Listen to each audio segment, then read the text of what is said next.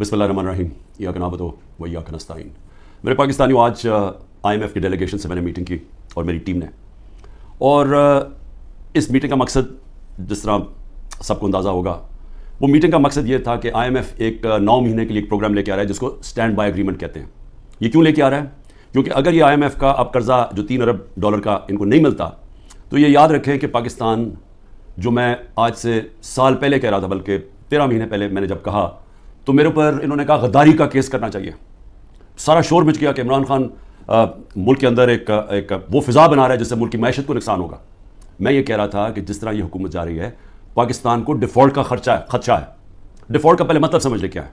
Default का मतलब ये है कि अगर इनके अभी पिछले महीने 38% महंगाई थी, जो पाकिस्तान की तारीख की सबसे ज़्यादा है, तो अगर पाकिस्तान डिफ़ॉल्ट कर जाता है, यानी अपने कर्जे वापस नहीं कर सकता, तो ये इससे दुगनी हो जाएगी, ये 60% पे पहुंच जाएगी। बल्कि ये वो जिसको कहते हैं हाइपर इन्फ्लेशन, कि वो आएगी महंगाई पाकिस्तान में कि लोग, यानी एक डबल रोटी लेने के लिए नोटों की थदियाँ ले जानी पड़ेंगी, यानी जिसको हाइपर इन्फ्लेशन कहते हैं। उससे कमज़ोर तो बिल्कुल ही पैसे जाता है ना। तनख्वाहदार तबका जो आज बड़े बुरे हालात में है, इससे बहुत दुगने बुरे हालात होते हैं अगर डिफ़ॉल्ट करता है।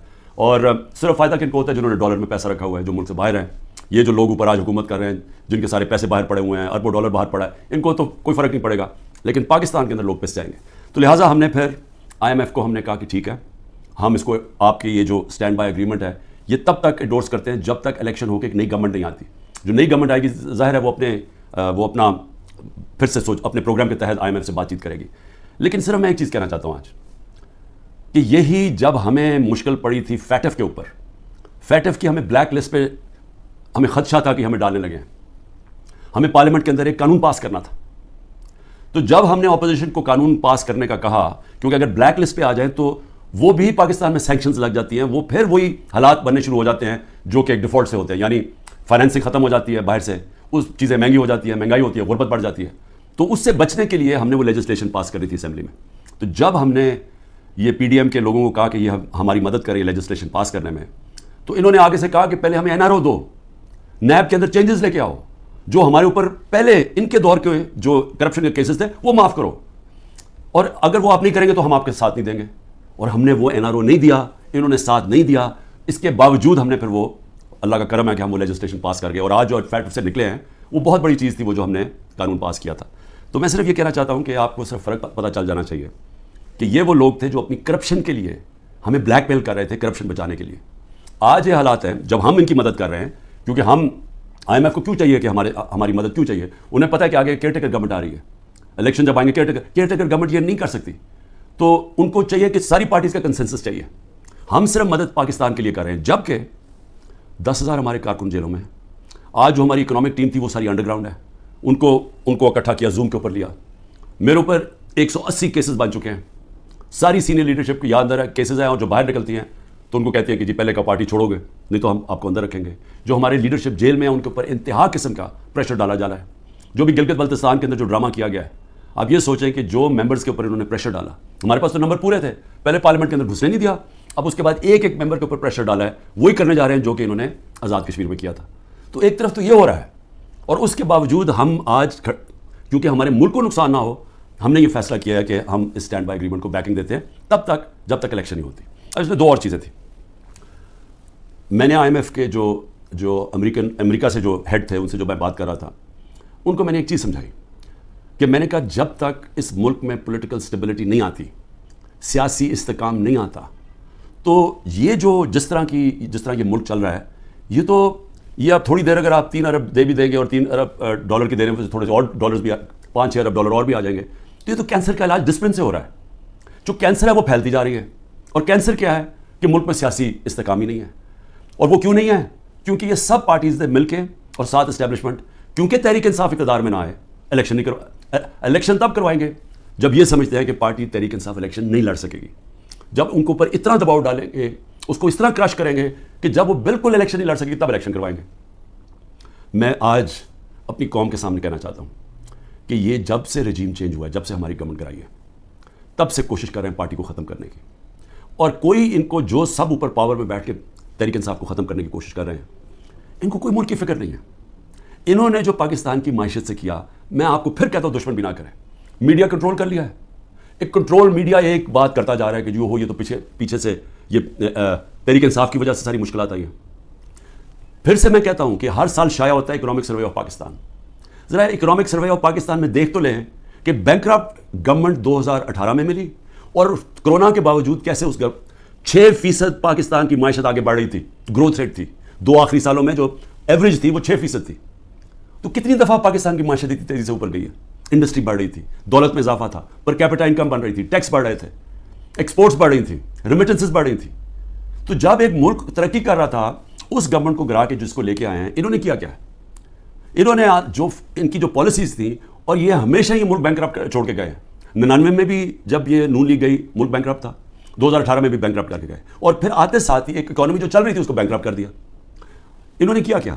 انہوں نے پہلے بھی جب ایکسچینج ریٹ کو زبردستی روک دیا جب 2018 میں, تو ایکسپورٹس گر گئی. انہوں نے روپے کو جب اوپر رکھا جو اس کی مارکیٹ ویلیو نہیں تھی, تو اسے ہوا کیا؟ امپورٹ سستی ہو گئی, ایکسپورٹس مہنگی ہو گئی, ایکسپورٹس گر گئی.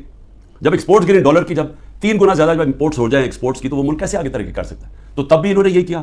اس بار آتے ساتھ ہی انہوں نے یہ نون لیگ نے پھر وہ کیا, روک دیا اس کو روپے کو گرنے سے. لیکن مصنوعی طور پہ جب آپ روکتے ہیں اس کا کیا ہوا کہ ریمیٹنسز گرنی شروع ہو گئی, ایکسپورٹس گرنی شروع ہو گئی. پھر را مٹیریلز جو امپورٹ کرتے ہیں ہم انڈسٹری کے لیے, اس کو بند کر دیا, انڈسٹری نیچے جانی شروع ہو گئی, ٹیکس کلیکشن نیچے جانی شروع ہو گئی. $3 ارب کا ہمیں مل رہا ہے اس وقت IMF سے اسٹینڈ بائی ایگریمنٹ میں جو پیسہ آئے گا. $7 ارب صرف ایک سال میں پاکستان کو نقصان ہوا ہے ایکسپورٹس کی کمی میں اور ریمیٹنسز کی کمی میں. ریمیٹنسز کی کمی میں کیوں ہوا؟ کیونکہ اتنا فرق پڑ گیا مارکیٹ میں, روپیہ کی قدر کدھر چلی گئی اور آفیشیل کدھر تھی, کہ لوگوں نے بینکوں کے تھرو پیسہ نہیں بھیجا, دوسری طرح پیسہ بھیجنا شروع کیا, ہمارا ریمیٹنسز کم ہو گئی. اور ایکسپورٹس کم ہونی تھی, جب انڈسٹری کے اوپر انہوں نے را مٹیریل بند کر دیا, ایکسپورٹس کم ہو گئی. تو $7 ارب کا ایک سال میں کمی آئی ان کے دور میں, جبکہ $3 ارب کا ہم اب قرضہ لے رہے ہیں. قرضے بڑھتے جا رہے ہیں, آمدنی سکڑتی جا رہی ہے. کوئی ملک چل سکتا ہے ایسے؟ اور کتنی دیر چلے گا؟ اور پھر اوپر سے سیاسی استحکام ہی نہیں ہے, لوگ ملک چھوڑ کے جا رہے ہیں, ملک سے ڈالرز باہر جا رہے ہیں. جب پروفیشنلز بھی باہر جا رہے ہیں اور ڈالرز بھی باہر جا رہے ہیں, تو آگے کیا رہے گا مستقبل پاکستان کا؟ اس لیے ہم نے IMF کو بھی سمجھایا, میں نے اس کو سمجھایا, میں نے کہا دیکھو جب تک فری اینڈ فیئر الیکشنز نہیں ہوں گے یہ ملک اب یہاں سیاسی استحکام نہیں آئے گا اور اکانومی ٹھیک نہیں ہونے لگی. لیکن بدقسمتی کیا ہے کہ حکومت دوسری, یہ جو پالیسیز ہیں جو پاور میں بیٹھے ہیں وہ دوسری طرف جا رہے ہیں. بجائے صاف اور شفاف الیکشن کروا کے ایک سیاسی استحکام آئے, ایک ایسی حکومت آئے جو پبلک کی ووٹ سے آئے, پبلک کے مینڈیٹ سے آئے, 5 سال کے لیے آئے, وہ پھر مشکل فیصلے کرے. مشکل فیصلے کا مطلب اصلاحات کرے. اصلاحات تب ہوتی ہیں ملک میں جب پبلک ایک گورنمنٹ کے ساتھ کھڑی ہو, اعتماد رکھیں گورنمنٹ میں, تب مشکل فیصلے ہوتے ہیں. جب وہ گورنمنٹ ان کو کہے کہ یہ ہم اس ملک میں سرجری کر رہے ہیں, یہ ہم اصلاحات کر رہے ہیں, آپ کو شروع میں تکلیف ہوگی لیکن بعد میں آپ کے حالات بہتر ہو جائیں گے. لیکن وہ تو وہ گورنمنٹ کر سکتی ہے جس کو پبلک اس پہ اعتماد رکھے. اب ان کے اوپر کس نے اعتماد رکھنا ہے؟ کیونکہ جو انہوں نے کہا کہ جی میں 200 سے کم روپیہ کروں گا, آتے ساتھ اس نے کہا ڈالر کم کروں گا, پہلے تو کہا 100 سے کم کروں گا, یہ سارے انہوں نے نعرے مارتے رہے. ہم مہنگائی کم کریں گے, مہنگائی بھی تاریخی, روپیہ بھی تاریخی طور پہ نیچے گرا. اس کے علاوہ جو انہوں نے وعدے کیے سب کے سامنے ہیں کہ کدھر کھڑے ہیں, لوگوں کے آج حالات کیا ہے. تو اب ان کے اوپر تو اعتماد آنے نہیں لگا. جو کوشش کی جا رہی ہے انجینئرنگ کی, وہ یہ لوگ پھر واپس آ جائیں گے. تحریک انصاف کو کوشش کی جا رہی ہے کہ اس کو ختم کیا جائے. تو اس سے تو سیاسی استحکام نہیں آنے لگا, اور اس سے تو آگے کوئی ملک کا مستقبل ہی نظر آ رہا. تو لہٰذا ہم نے ان کو یہ ضرور کہا کہ دیکھیں جو آئین کہتا ہے, آئین کے مطابق الیکشن کروائے جائیں. آئین جو فنڈامنٹل رائٹس, بنیادی حقوق کی حفاظت کرتا ہے, وہ اس کو امپلیمنٹ کیا جائے. کیونکہ آپ صرف اگر پیسے دے ہی دیں گے, پھر سے میں کہہ رہا ہوں کینسر کا علاج ڈسپلن سے ہوگا, تھوڑی دیر کے لیے فائدہ ہو جائے گا. کینسر تو پھیلتی جا رہی ہے.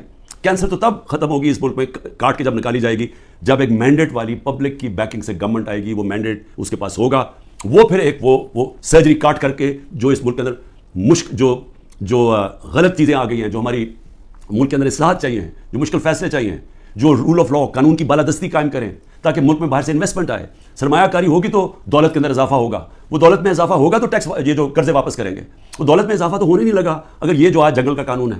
تو وہ سب کچھ اکٹھا جاتا ہے. سیاسی استحکام, اس کے بعد اصلاحات میں سب سے پہلی اصلاحات رول آف لا, قانون کی حکمرانی, یہ جو جنگل کا قانون ہے یہ ختم کیا جائے, اور اس کے بعد پھر سرمایہ کاری ہو, اور اس کے بعد اس ملک کے اندر دولت میں اضافہ ہو, اور اس کے بعد ہم اپنے قرضے واپس کریں اور خوشحالی آئے پاکستان میں, لوگوں کو نوکریاں ملیں, بے روزگاری ختم ہو, دولت میں اضافہ, لوگوں کو باہر نہ جانا پڑے. تو وہ تو شروع ہوگا صاف اور شفاف الیکشن سے. اور مجھے جو افسوس ہے اس وقت اور خوف آ رہا ہے کہ ابھی تک جو پر اقتدار میں بیٹھے ہوئے ہیں ان کا کوئی اور پلان بنا ہوا ہے, اور وہ جو پلان ہے وہ پاکستان کو تباہی کی طرف لے کے جا رہا ہے. آخر میں ہم نے IMF کو یہ بھی کہا کہ اس وقت ہمارا جو کمزور طبقہ ہے شدید مشکلات میں ہے, اور اس وقت یہ جو پروگرام آپ دیں اس کے اندر ان کا خاص دھیان رکھا جائے. صحت کارڈ کو کئی کی جگہ ختم کیا جا رہا ہے. یہ کتنی بڑی نعمت ہے غریب لوگوں کے لیے, مڈل کلاسز کے لیے, سفید پوش کے لیے. کتنی مہنگائی کے اندر کم از کم ان کا علاج وہ جائیں تو کم از کم وہ جو ہمارا صحت کارڈ کہ 10 لاکھ روپے تک ان کو کسی بھی اسپتال میں علاج ملنا چاہیے, اس کو رول بیک کیا جا رہا ہے. اور دوسری چیز ٹارگٹ سبسڈی جو ہم لانے لگے تھے کہ بجائے آپ سبسڈائز ایسے کریں کہ پٹرول وہ عمران خان بھی اتنی قیمت کا خریدے اور ایک بیچارہ غریب آدمی بھی اتنے خریدے یا رکشہ والا بھی, ایسا نہیں ہونا چاہیے. ٹارگٹ سبسڈی ہونی چاہیے جو ہمارا پلان بنا ہوا تھا اور ہم پوری تیار کیا ہوا تھا کہ ہر طبقے کے لیے جو نچلا طبقہ ہے اس کی حفاظت کی جائے, اور جو پیسے والے لوگ ہیں وہ اتنا جو پیسے دے سکتے ہیں وہ پوری قیمت دیں. لیکن اگر آپ کم قیمت کریں گے تو سب کے لیے وہ قیمت نہ ہو. نچلے طبقے کو سستی دیں اور جو پیسے دے سکتے ہیں وہ پوری قیمت دیں, جو ساری دنیا میں ہوتا ہے. یہ پلان بھی بڑا ضروری ہے نچلے طبقے کو موجودہ مہنگائی سے ان کی حفاظت کرنے کے لیے. یہ بھی ہم نے اپنی بات کی ہے, ہوتا یا نہیں میں نہیں جانتا. آخر میں صرف اپنے پاکستانیوں کو کہنا چاہتا ہوں کہ دیکھیں آپ سب کے لیے بڑا ضروری ہے سمجھنا. آپ یاد رکھیں کہ اگر یہ پولیٹیکل انجینئرنگ کے تحت اسی طرح ایک فراڈلنٹ الیکشن سے, جس طرح کہ یہ سندھ میں ابھی الیکشن کرواتے ہیں, اگر اس طرح کے الیکشن سے یہی لوگوں کو واپس لے کے آنا ہے اور ملک کی سب سے بڑی جماعت کو کونے پہ لگانا ہے, ختم کرنے کی جو کوشش کی جا رہی ہے, اس سے سب سے بڑا نقصان پاکستان کی عوام کو ہے. اور 14 مہینے میں جو نقصان ہو چکا ہے یہ مزید اور زیادہ نقصان ہوگا. یہ برداشت کر سکتی ہے قوم یا نہیں؟ میرے خیال میں یہ نہیں کر سکتی. میرے خیال میں یہاں ایک ایسا حالات ہو جائیں گے جو سب کے ہاتھ سے باہر نکل جائیں گے, جیسے سری لنکا میں حالات ہو گئے تھے. اور عجیب چیز سن رہی ہے کہ سری لنکا کے آج ہمارے سے بہتر حالات ہو گئے ہیں. یہ بھی آپ کو دھچکا لگے گا سن کے. پاکستان پائندہ باد.